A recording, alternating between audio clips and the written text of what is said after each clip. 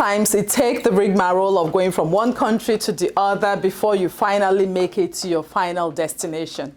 My guest today left Ghana. He japaed from Ghana, came to Nigeria, left Nigeria after a couple years for England, but that wasn't his final destination until he got to Canada.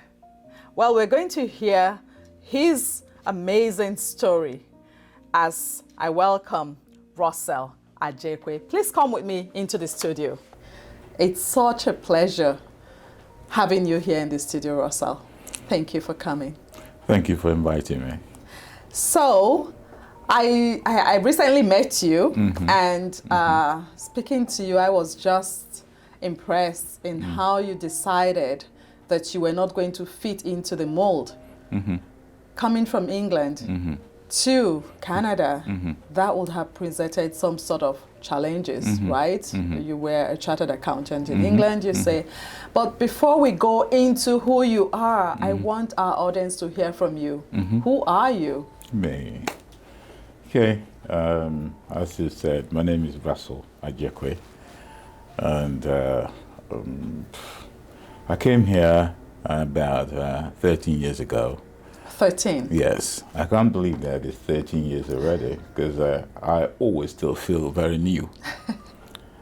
Interesting thing, you know, when I basically came here from London, from England, where I lived most part of my adult life. I think I was in England for about 35 years.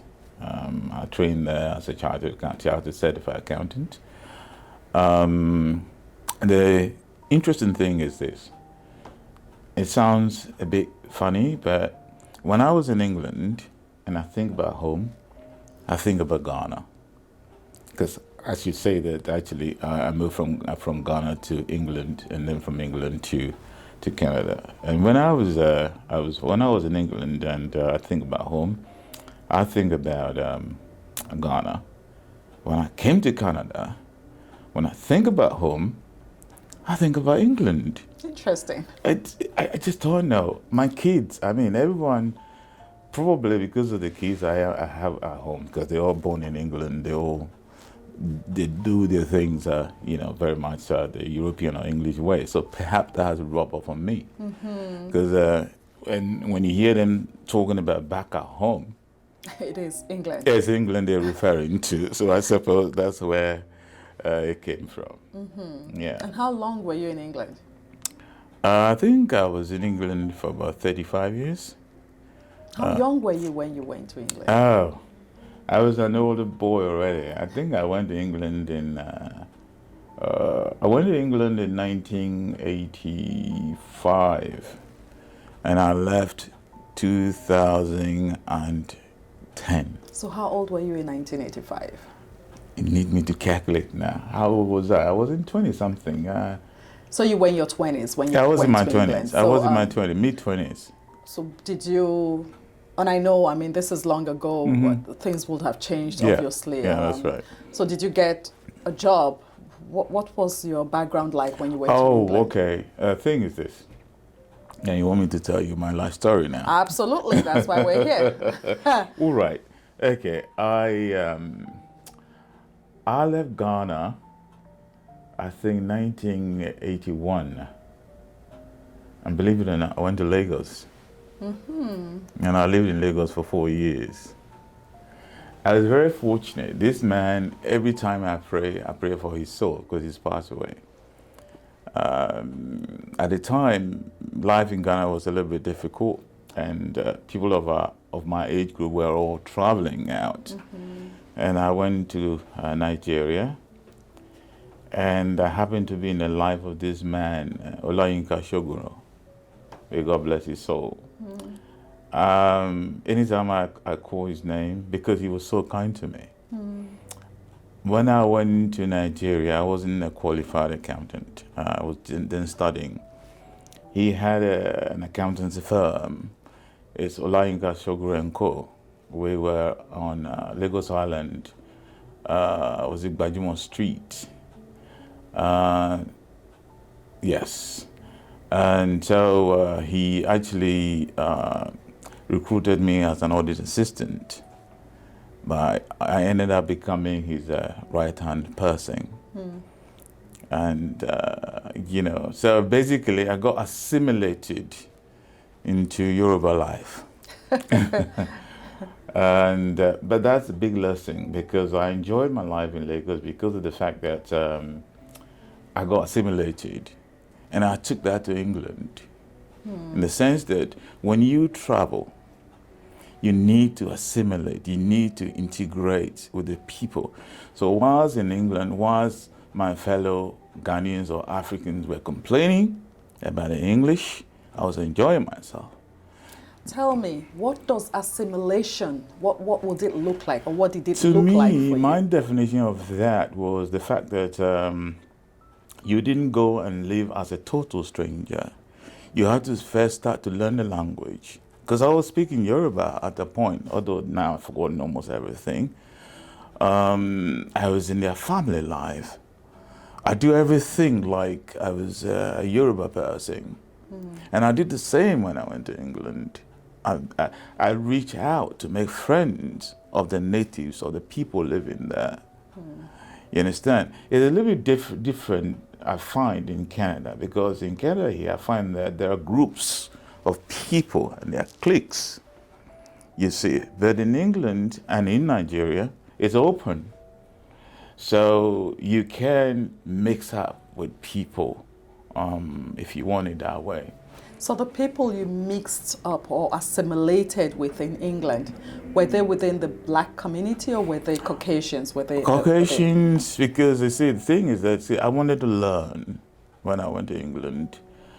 And I wanted to, as I said, with the experience I had in Lagos, not feeling a stranger, I had to be connected. So yes, I was mixed. I was having friends who are of African Caribbean background, as well as white people, Caucasians. But because of my job, I tend to mix a lot more with the Caucasians. Let's talk about your job. What did you do in England? Well, I started off, I went to England as a student, straight from Lagos. I went as a student.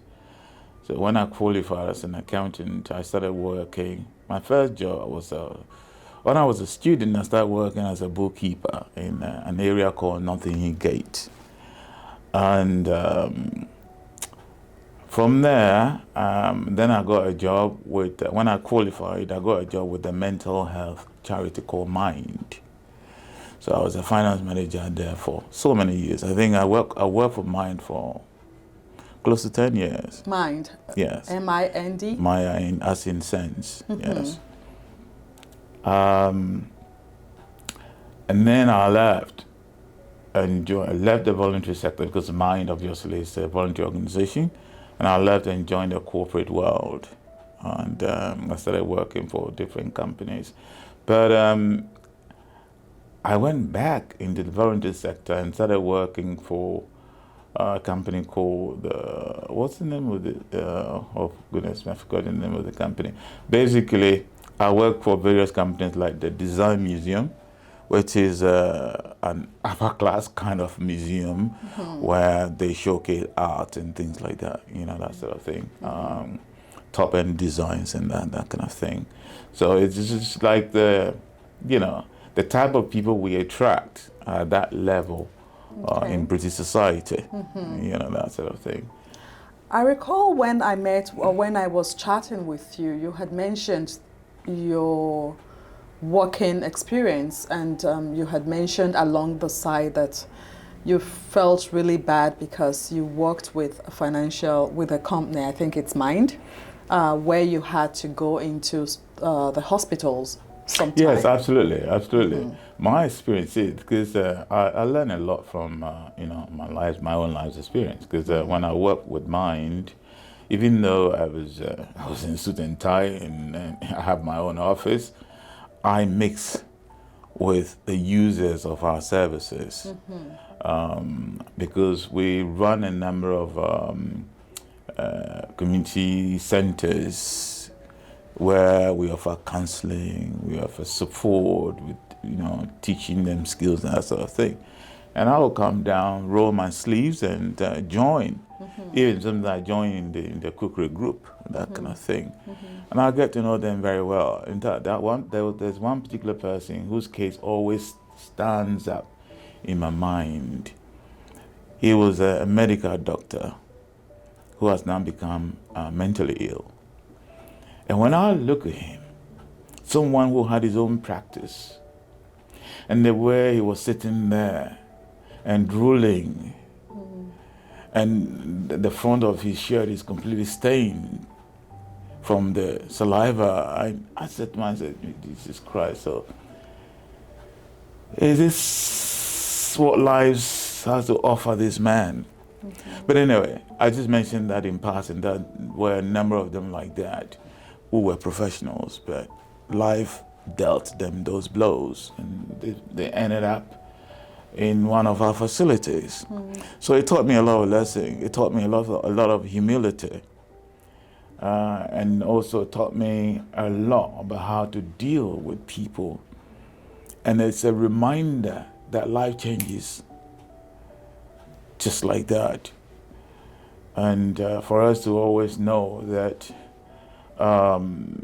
things can change the next minute. So you just have to bear that in mind. Yeah, I recall, I think you had mentioned that when you went into those facilities, you saw, you were Yes, upset. I'm coming there. Yeah. I'm coming there. There was a nearby hospital that we work with. It's called St. Clement's. For anyone who lived in England, especially in the East End of London, will be familiar with St. Clement. I don't know whether it's still there, but I'm sure it is. And it's a mental health hospital. And I go there every now and then because of my work. And you see so many black people, especially black male, in the hospital. Disproportionate number of black people in the mental health facility. We are in the majority in the hospital environment, when in actual fact, black people are in a minority, even in that area, not to talk about the whole of England or even the UK. So you ask yourself this question, that why is it that we are in a minority in the UK, or maybe in the East End of London, but when it comes to the mental health facilities, we are in a majority. Now, there are a lot of theories that people sort of offer as the reason why that was the case. But I have my own theory as well. Coming from Africa, coming from Ghana, knowing how tough life can be and everything. And the challenge coming to England and facing those challenges, I feel that that is what caused that. Because to give you an example, you come from Africa, or you come from Ghana, or Nigeria, or wherever, you come to England, and it's a completely different environment. What I personally noticed, and I think that that stemmed from the fact, that stemmed from my experience in Lagos, is that, see, when you come, it's very difficult to reach out to other people, perhaps, especially if they're not black people. So you find yourself by yourself. And it's a challenge. When you're having difficulties, there's no one to go to. Then I discovered, based on my experience in London, that humans are all the same. We all want to know each other, but we are somehow nervous of each other. But when you stretch your hand, someone will grab it, and then it starts from there. And that was my experience in England, that I actually, because that's what I also noticed about the English. They can be really nice, but very reserved. But you have to do the work. But when they get to know you, and I'm saying, I'm not making a general statement. That was my experience. Okay, someone else may have a different experience from mine, but this is how I coped. And the thing as well is that perhaps I have that skill to be able to connect with people, but maybe others don't. You know, so, and it goes back to what we said from the beginning when we're talking about assimilation, integrating, connecting with people. You know, because you get invited to places where you would normally not. You know, there's this experience that I always tell people. I remember I was presenting, this is to do with work. I was at work and we were in a boardroom, you know, and a huge shiny table. And I was presenting. I had the finance report to present. And everybody's hand was resting on the surface of the table. I became conscious because all of a sudden I looked around the table. There were white hands. The white hands. And then, you know, and then without thinking about it, I removed mine and put my hand down. And I thought, Russ, what are you doing? And I put it back. You see, this is subconscious action. And this happens to us in all our lives. So you have to make the effort to get out of that jacket. One thing I like about, I would say, our cousins Nigerians, because I'm from Ghana, our cousin Nigerians is this. They don't care about the accent. And another thing I notice in England as well is that talk the way they will understand you. It's not the accent. Can they understand what you're saying? Right? Ghanaians in general, again, I don't want to make a general statement, but we are a little bit timid. We are a little bit too calmer sometimes. And with a little bit of challenges, then we recoil into our shell, that kind of thing. My people from Lagos, my goodness me. You know, so they made strides as well because they're not shy about the way they talk. You understand? As I said, it came to me that look, it's not about the way you speak, but it's about the way it's about people understanding what you're saying. Imagine, as I said, my job, going to a board meeting, presenting, and I'm not talking the way that they will understand me, then it becomes a challenge. And that is some of the reasons why we have a problem getting a job. You go to an interview, they're interviewing you, you know the job, you're a highly qualified accountant. But when you're talking, they ask yourself questions.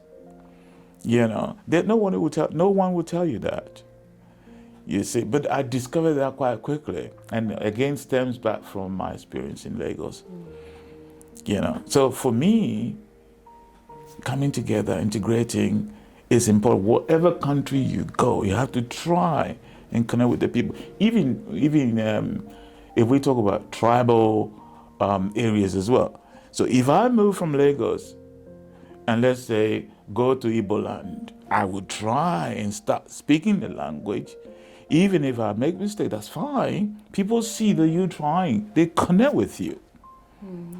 All right? So that's something that I learned. And that's what has helped me for the time period that I've stayed abroad. I have to say it's been a little bit different from Canada because I came to Canada and I'm all in my shell. I don't go out that much. I don't connect with people that much. What changed? I don't know. Maybe old age. I don't know. But I do believe that integrating is very important. So going back to the question about mental health and why these challenges are there. I know someone might be thinking of racism as well being the cause of people ending up in mental hospitals. And I don't disagree with that because things can happen to you that you can't deal with. In the end, you find yourself needing counseling, you know, having anxieties, having depression, you know, that sort of thing. All right. So, but my experience is that I do still believe that England, the glass ceiling is high enough for you to be able to get somewhere. You're still a black person, There are certain areas that you never be able to push through. But recently, we've seen that they're pushing through. An Indian has become a prime minister in England. A Ghanaian man has become a finance minister in England. There are a number of people like that. So even the glass ceiling probably is being pushed up. You know, that sort of thing. But my experience when I was there was that I do believe that the glass ceiling for black people is still high enough for you to be able to position yourself somewhere and have maybe a good life if you are connecting with people and all that. And that brings me to my next question. So we know that the population then 30 years ago, 20 years ago is not as much as it is today. The demographics have really, really changed. There are more young people looking for work and more people migrating. So what is that glass ceiling looking like for people who are just coming into the job market, and how can they navigate this? Are you talking about people coming from abroad into England, or are you talking about people who were born there? People coming in, migrating from... yeah, that's a challenge, Yes. because when we went at the time in the 80s, it was easier. Okay. Even right now, if you ask me that, okay, I have the opportunity to leave Nigeria or Ghana to go to England and Canada, which of the two countries should I choose? I'll say to you, go to Canada. Because here, if you wanted to be a student, there are lots of jobs you can do and be a student. But I hear now, and actually it was happening around the time that I left, that it was difficult for students to find work. In England? In England. So, in Canada, so we're going to focus on Canada because I'm in Canada and you're here in Canada. So we know there are lots of people coming in into Canada from Africa, especially from Ghana, from Nigeria. Now, I know that you had, or would I, not a career change, but an addition to your career. You are a chartered accountant, but you do something different now, digital marketing. Tell me about that. Let me tell you a little bit of give you a little bit of background story to that. At the time I was living in England, I wanted something that is flexible to do, because I got tired of late night work. You go to work and my kids were growing and I hardly see them because I come home late. During the times of the audit, getting the books ready before the audit is coming and all that. I just wanted something that is more flexible. So I started looking around, and without prolonging the story, I got into digital marketing. And I promised myself that I'm going to learn everything there is to do. In those days, they call it internet marketing. I came home from work very late, and you know, in England, they push the letters through your door. So when you open the door, you see the letters on the doormat.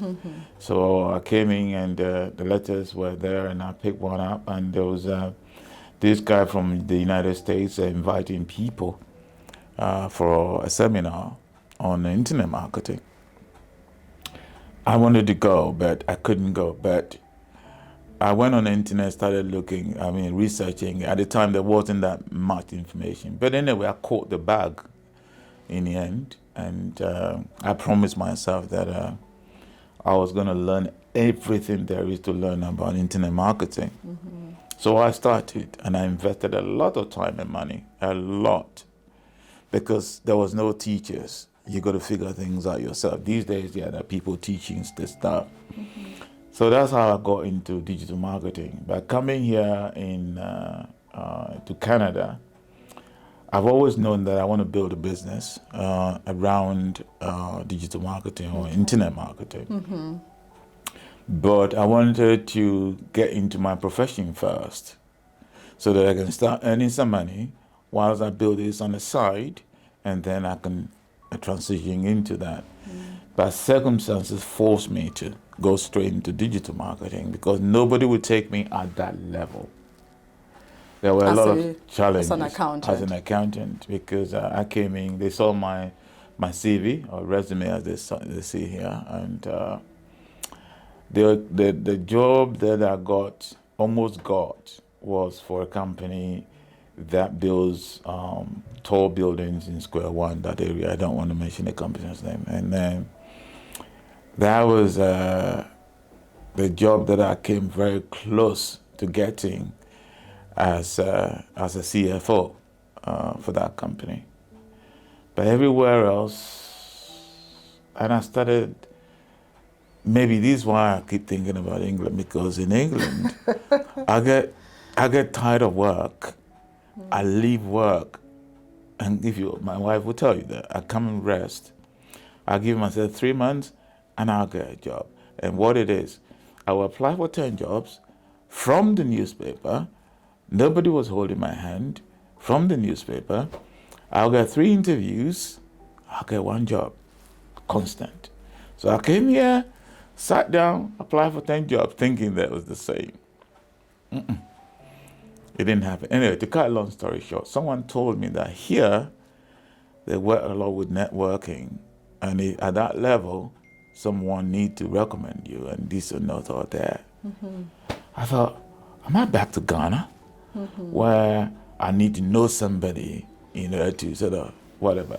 So in the end, I decided that, okay, I'm going to then, continue with my digital marketing thing. So I started working on it. So this is how I transitioned from accountancy into digital marketing. And so that's what I've been doing since. I still do a little bit of accounting here and there, but I don't really focus on that anymore. And I know you said you coach people. I do. In fact, that young man that drove me here, I coached him. Okay. I taught him digital marketing. He was also a graduate from I think, Lagos State University, and he studied chemistry, and he has a degree in that, but he was struggling here. And I said to him, you don't do the work you're doing, because he was working in the warehouse, that sort of thing. So I said, look, you don't need to do that. Okay. I'll show you something. Great. So if someone was interested, someone listening to you, if they were interested in becoming a digital marketer, what are the steps? What are the processes? Well, the thing is that the digital marketing, the word, it is broad. As I said, when it all got started, we used to be called internet marketing. Then the academics put, a quote on it and started calling it digital marketing. There are many aspects of it, you see, because you can decide that, okay, I want to be a digital marketer just by selling products. So you could actually decide to sell certain products, and there are processes that you're going to have to go through in order to identify the product that you need to sell. The mistake that a lot of people make is that, I love maybe golf, for instance, and therefore I want to sell golf balls. It doesn't work that way. So there's a process you have to go through in order to identify the product that people are actually searching online, and then offer them that product. It's the same like traditional marketing, where the market already exists, but you have to find a product that meets their needs. So the marketing becomes easy. The same in digital marketing. So that's one way. You can sell products online. The other way is that to be a consultant, because there are a lot of companies out there who need customers. But you, as an expert, know how to get customers from the internet. They don't know. So that's another one. So you learn digital marketing in order to help other companies get customers from the internet. If you want to do that, then you have to learn various aspects of digital marketing as well. So something like, as an example, I don't want to go into details here, but as an example, you need to learn something called search engine optimization. You need to have a basic knowledge of how to build a website.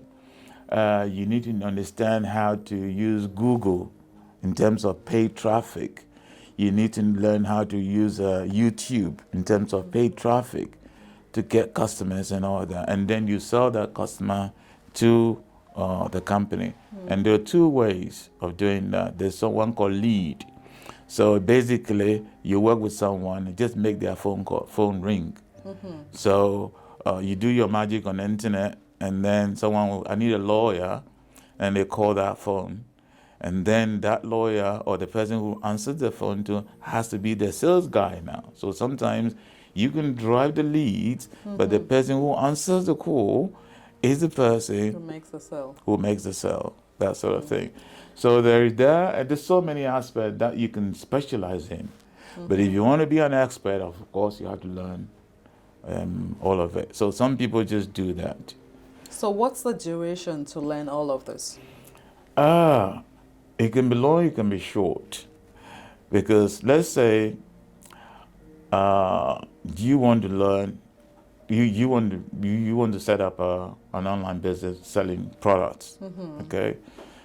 It can take you up to 6 months, because see, the thing is that when you're selling product, apart from finding your products, building a website, you also got to know how to get people to visit your website. You understand? So now, getting people to visit your website, what channel are you going to use? Are you going to use YouTube? Means you have to learn YouTube. Are you going to use SEO? It means you have to learn SEO. Are you going to use Google PPC or Facebook marketing or native marketing? All of that. So it's difficult for me to say that it's going to take 5 months or 2 months. It depends upon how big you want to go, and also how quickly you want to.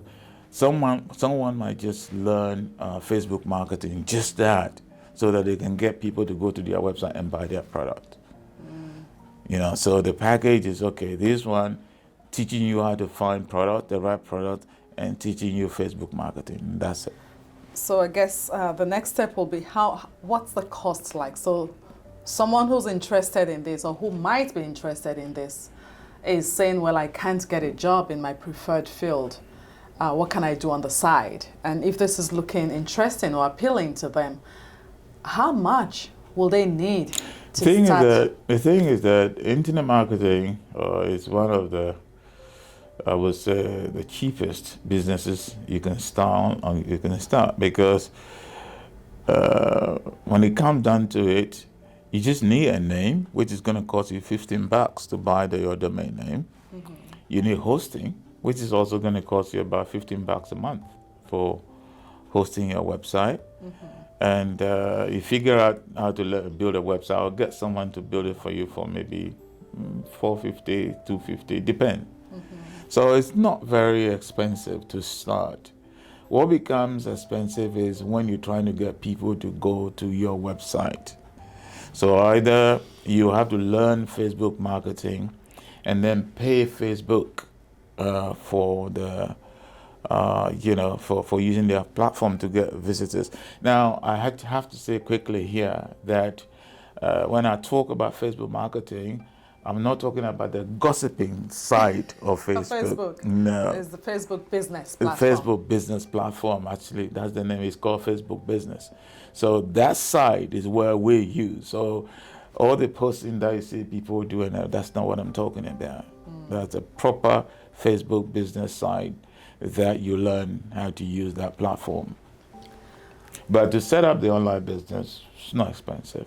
I know that you're at that stage of life where the kids are grown, and this is what we call the empty nester syndrome. I know lots of people who are struggling with this phase of life. How is that working out for you and your wife in this season, and what advice would you have for others who are going through this season? A good question.